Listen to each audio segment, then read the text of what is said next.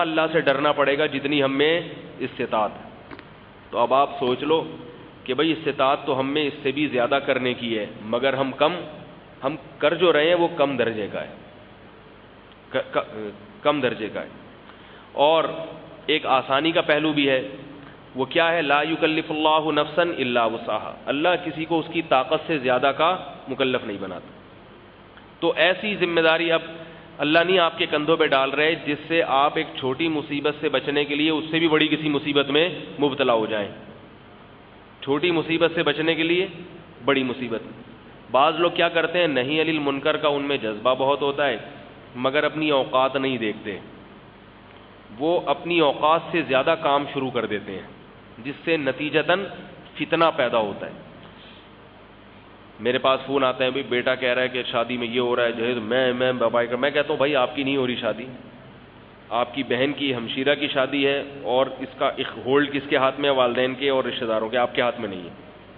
آپ نے ایک دفعہ بتا دیا کہ یہ غلط ہے، بس آپ کی ذمہ داری پوری ہو گئی۔ اب گھر میں فساد نہیں ڈالو، اس کا نتیجہ کیا نکلے گا؟ وہ چھوڑیں گے نہیں اپنی برائیوں کو، آپ سے چڑھنا شروع ہو جائیں گے۔ جس اختیار جس میں ہو نا، جہاں آپ کو اختیارات، اللہ آپ کو یہ اختیار دیا کہ آپ اس میں شریک نہ ہو، نہ شریک ہوں آپ، کوئی بہانہ کر کے نکل جائیں آپ، لیکن آپ کو اختیارات اللہ نے دی نہیں، آپ ماحول تبدیل کرنے کی زبردستی کوشش کرو گے، اس سے فائدے کے بجائے نقصانات زیادہ ہوں گے۔ اس آیت کے تحت فقہائے کرام نے ایک بہت زبردست نقطہ بیان کیا ہے، وہ میں انشاءاللہ بیان کر کے بس بات ختم کرتا ہوں۔ وہ بڑی زبردست بات ہے۔ یہ جو آج کل لوگ پریشان ہوتے ہیں کہ علماء میں مسلکوں میں اختلافات بہت ہیں، ایک کہتا ہے یہ واجب ہے، دوسرے سے پوچھو وہ کہتا ہے ناجائز، یہ کہتا ہے فرض ہے، یہ کہتا ہے ناجائز ہے، ہر مسلک اپنی طرف گھسیٹ رہا ہے نا انسان کو۔ کیا خیال ہے؟ میں اکثر ایک مسئلہ بتاتا ہوں کہ فرض نماز کے بعد اجتماعی دعا کا کوئی ثبوت نہیں ہے قرآن و سنت میں۔ کل کسی کا کلپ آیا کہ فلاں عالم تو کہتے ہیں فرض نماز کے بعد اجتماعی دعا مانگنی چاہیے، وہ پریشان، ہم کہاں جائیں، وہ کہہ رہے ہیں مانگنی چاہیے، کہہ رہے ہیں نہیں مانگنی چاہیے۔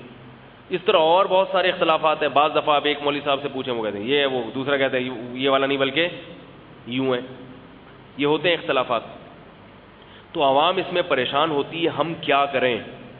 تو اس موقع پر بھی علماء نے اس آیت سے استدلال کیا ہے، فاتقوا اللہ ما استطعتم، آپ کے بس میں جتنی تحقیق ہے وہ کر لو، نتیجہ کس کے حوالے کرو؟ اللہ کے۔ آپ کے بس میں کیا ہے کہ جس عالم پر آپ کو اعتماد زیادہ ہے آپ اس کی رائے پر عمل کر لیں، اور اللہ سے کہہ دیں اللہ اس سے زیادہ میرے بس میں نہیں تھا۔ بات آ رہی ہے سمجھ؟ اللہ سے